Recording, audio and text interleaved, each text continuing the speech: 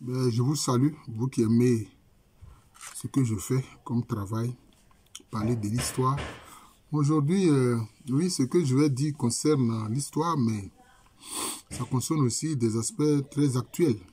Voilà, ça concerne des aspects aussi très actuels. C'est la diabolisation des nationalistes par les médias impérialistes et par les impérialistes en général. Les impérialistes qui sont les multinationales, leurs gouvernements, leurs services secrets, les agents secrets, diabolisent tous les pays dont des dirigeants sont des nationalistes. Vous comprenez? Et cette méthode-là n'a pas changé, c'est ce qu'ils ont toujours fait. Dans la colonisation comme dans l'impérialisme. Déjà dans la colonisation, dans la conquête coloniale, qu'est-ce qu'ils ont dit? Que Samori Touré est sanguinaire. Vous voyez? Que Samori Touré est sanguinaire. Et chaque fois, c'est comme ça. Ils ont dit la même chose de Lat Dior. Que Lat Dior est sanguinaire, etc. Tous ceux qui leur résistent, ils trouvent que c'est la sauce sanguinaire. Alors que les sanguinaires, c'est eux. Eux qui ont commis tant de génocides un peu partout. En Amérique latine, enfin, dans les Amériques contre les Amérindiens, en Australie contre les aborigènes, etc. Dans la Namibie actuelle contre les Herero et les Nama. Mais chaque fois, c'est eux qui accusent les autres d'être des sanguinaires. C'est-à-dire que c'est comme le diable même qui pointe le doigt pour accuser. Voilà. Et on voit les services secrets, la DGSE française, la CIA américaine, le M16, le MI6 de l'Angleterre, etc. C'est ainsi qu'ils ont diabolisé Patrice Emery Lumumba au Congo. Vous voyez, jusqu'à ils l'ont assassiné.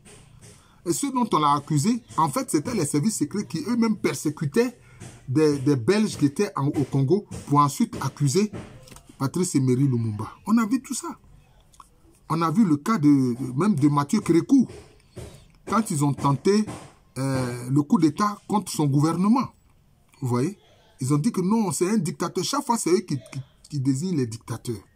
Que ce sont des dictateurs. Mais si ce sont des dictateurs, quel est votre problème? C'est à leur peuple de dire que oui, ils sont dictateurs.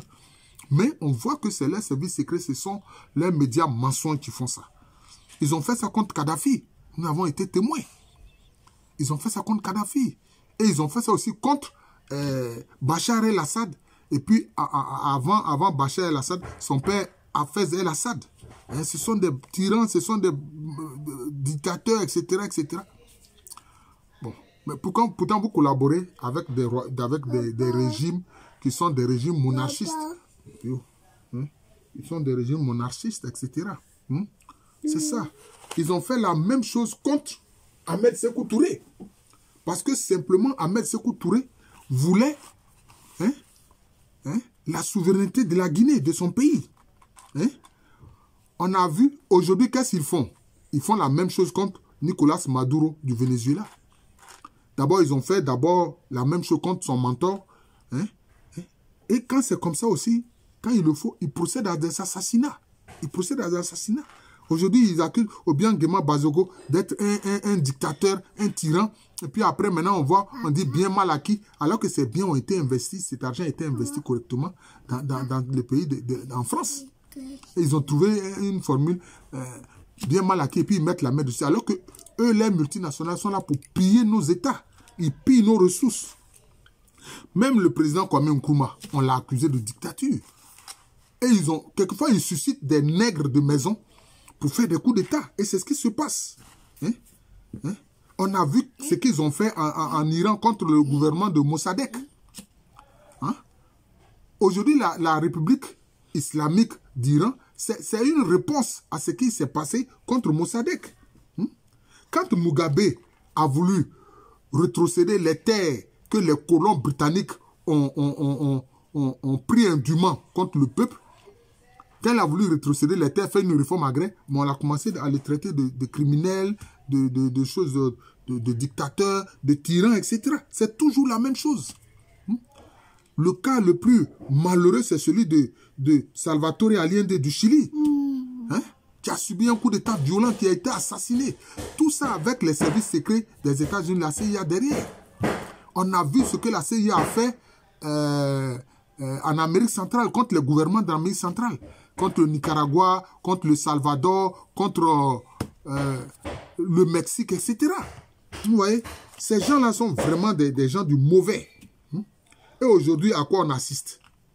Le même cinéma là, la même méthode là, est utilisée contre Poutine.